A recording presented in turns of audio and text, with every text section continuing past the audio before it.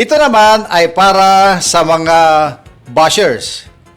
Alam nyo kasi sa Facebook page namin dito, sa Radyo Avantis JTV, merong mga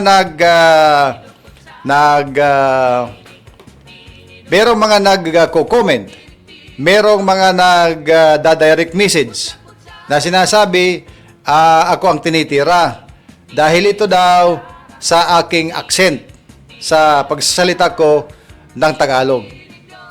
Okay, ganito yan. Uulitin ko na naman. Paulit-ulit na lang ito kasi mukhang may mga bubo akong audience dito sa social media. Ganito yan. Hindi ako Tagalog. Hindi ako Tagalog na pinanganak. Hindi ako Tagalog na lumaki. Isa akong waray-waray. Waray-waray ako na isinilang. Waray-waray pa rin ako ngayon hanggang maputi na ang buhok ko. At sa waray-waray region ako nagtatrabaho bilang isang broadcaster. Dito, yan, sa Tacloban. Mula nung 1991, nagsimula ang aking broadcast career sa Tacloban hanggang ngayon.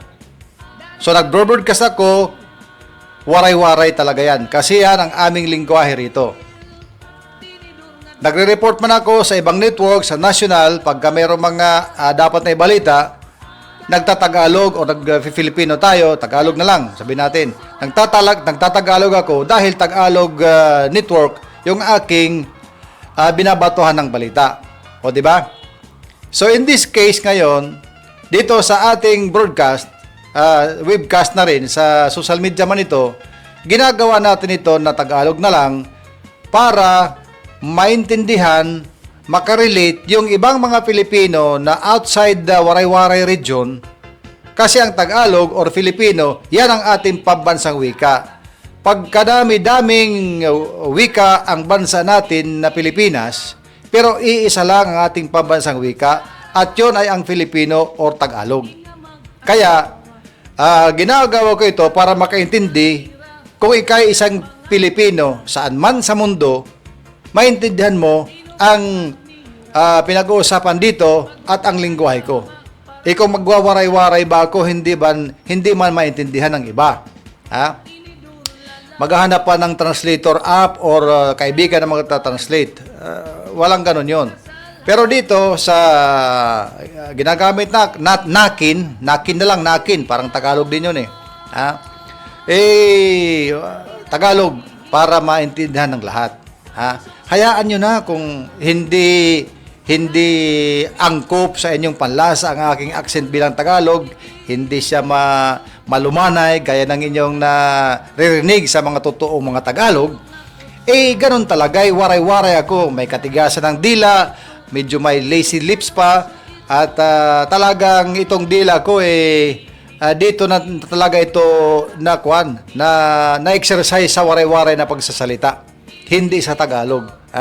Kaya nagtatagalog for that reason. This is not about sa pagtatagalog na ating kaya tayo nag-broadcast.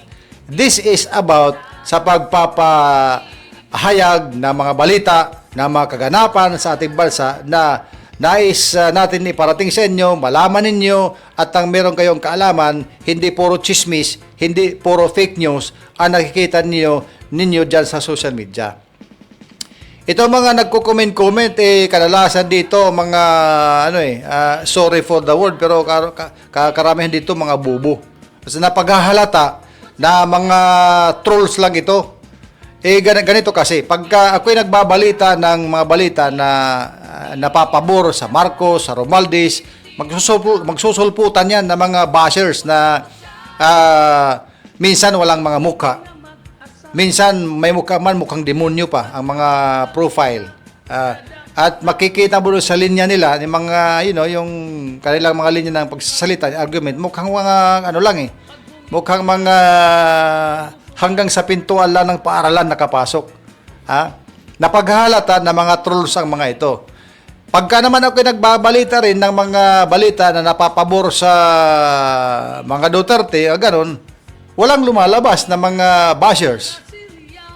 Walang lumalabas para tirahin ako. Pero pagka napag-usapan Marcos, Romualdez o kaya Yun, nagsusulputan. Talagang preparado itong mga to. Nakikipaggera dito sa social media. Hindi yun ang layunin ko makipaggera. Ang layunin ko makapagbalita lang. Dahil yung trabaho namin bilang isang broadcaster, mula nung 1991 hanggang ngayon, ay talagang itong dila ko, waray-waray dila ito. Kaya may katigasan magsalita, ganoon talaga dito sa amin. At dyan na nahubog ang aking dila sa medyo may katigasan na pagsasalita bilang isang waray-waray. Na waray-waray na nagtatagalog, yan, Tagalog nga pero tunog waray. Hayaan nyo na yung mga accent-accent, yung mga malumanay, sa inyo na yun. Kung totoong mga Tagalog kayo, sa inyo na yun. Ako'y waray-waray, akin yun. Akin yun. Kaya nagpapaliwanag lang ako sa inyo at baka kanakin dyan matampirik. Kung nandyan ka lang sa harap ko, natampirik na kita eh. Ganon talaga yun So waray-waray ako Wag kayong malilito. Hindi ako Tagalog na nakatira diyan sa Manila or something. Waray-waray akong lumaki mula ng bata hanggang ngayon. Waray-waray ako. Dito ko nag-broadcast mula 1991. Waray-waray ang broadcast namin. Ayan kita niyo, Tacloban. Tacloban. Waray-waray ang Tacloban. Hindi po 'yan hindi po Tagalog kami rito. Kaya 'yun ang salita namin dito sa waray-waray, Ay, yun na yun. Ang importante kasi, na dapat yung binabantay, hindi yung accent, hindi yung anong mga matigas ang bigkas. Ganun na yun. Pagpasensya yung ganun.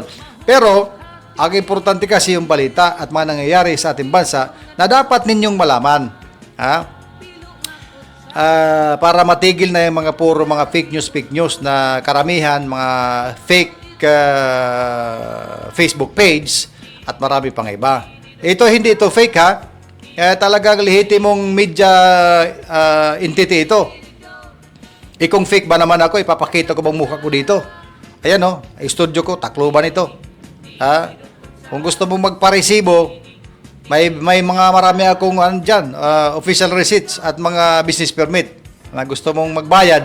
Kasi sinasabi ninyo na pag ako'y nakapag-discuss, nakapagbalita ng Marcos or Romualdez na balita, sinasabi ninyong bayaran ako ng media, paldo, malita, mga ganon. Pero pagka balita naman ng Duterte ang naibalita ko, walang ganon. Puro thumbs up, okay.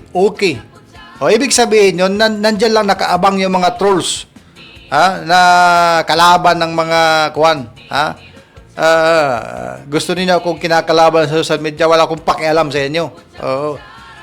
Mapudpud man yung daliri mo sa cellphone mo, mabiak man yan sa katutulpok mo, ay bahala ka sa buhay mo. Hindi nyo ko mapapatigil. Ako'y nagbabalita dahil trabaho namin ito. 1991 pa kaya akong broadcaster hanggang ngayon. Trabaho ko na ito. Wala kayong magagawa dyan sa mga basher-basher ninyo para ma-discourage ako. Wala yun. Sinasabi ko lang para alam nyo rin na hindi ito maatras sa mga kagaguhan na pinagagawa ninyo. Tuloy ang aking trabaho. Kaya sabi nga dyan ng kung buhay pa sana si ma'am, sasabihin sa inyo, panulay, later pika, di ka mahimo. Si Ma'am Bering yun, sinasabi ng Bering, panulay ka, di ka mahimo. Diba? Makinig kayo ng totoong balita, hindi yung puro piki sinasabi ninyo ito Kaya, sa mga gustong magbayad dyan, dahil sinasabihan yung bayaran ako, magbayad na kayo. Tanungin niyo muna ako kung magkano ang ibabayad ninyo para talagang masabi ninyo na bayaran ako. Pero habang wala kayong binabayad, wala kayong karapatan tawagin na malita or bayaran kami, ako na media. Walang ganon. Nagtatrabaho ako para sa bayan, para sa mga tao, hindi para sa malita, hindi para sa bayad na sinasabi mo. Kung gusto mo talaga magbayad kayo. Magbayad kayo. Kasi lihitin mo naman itong media entity. May resibo kami, may business permit. Magbayad kayo kung gusto nyo magbayad. Kasi yun lagi sinasabi ninyo, bayaran. O di magbayad na kayo. Bigyan ko kayo ng resibo, nagbayad kayo, kaya may resibo man ako rito, At yan ibandira ninyo na ito, bayaran nga ito dahil nagbayad kami. Ganon. Pero habang walang ganon, wala yan. Kahit magbayad kayo, tatanungin kayo para ano itong binabayad ninyo. You have to remember na ang negosyo ng media ay advertisement. Advertisement. Patalastas. Ha? Walang media na nabubuhay na mga malaking network na walang patalastas. Ang walang patalastas na estasyon namamatay, nagsasara. Diyan nabubuhay ang media industry sa mga advertisements. O kung magbabayad ka ng advertisement, legal yun. May resibo kami. Ha? Legal yun. Hindi illegal yun. Ha? Kaya nga legal dahil hindi illegal. Ha? Magbayad kayo kung gusto ninyo. Yung sinasabi nyo, binayaran, mga bayaran. Oh, nakita mo si Mr. Bayaran? Ando na, nakakulong na ngayon. Yun ang tawag sa amin na kayo mga media, mga bayaran kayo. Oh. Nagabaan niya kagang. Adto, preso na, nakulong na. Yun ang tawag sa amin na mga bayaran. Yun. Yung sinasabi ko lagi, your foolishness will always go back to your own body. Ha? Kaya huwag kayong masyadong mga wag kayong masyadong mga asungot sa social media. Makinig kasi kayo ng mga balita nang kayo ay merong malaman. Hindi yung puro kayo paglalait ng mga tao, pati mga lehitimong mga broadcasters, mga journalist ay kung lait-laitin ninyo, ganun-ganun na lang. Ganun-ganun na lang. Parang tinatrato lang ninyo na napaka-ordinaryong tao diyan sa barangay ninyo na inyo lang din dandanan.